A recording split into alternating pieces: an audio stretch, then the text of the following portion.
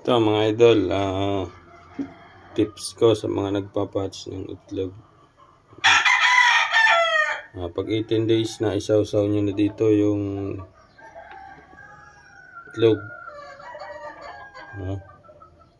So, Friday ngayon, hatch ito ay sa Sunday.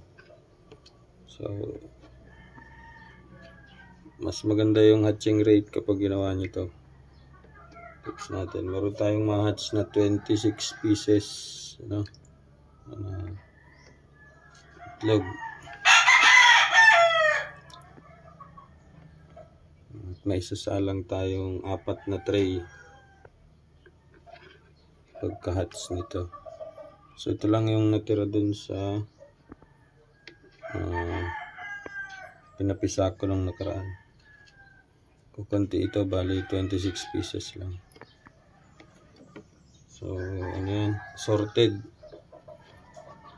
Kanawayon, Kelso, Cuban Tiger, and pumpkin. Ngayon pumpkin ang ginamit nating broodcock ngayon. So, ito lang yung mga tips natin mga idol. Gusto nyo maraming mag-hatch, ganito lang yung gawin nyo.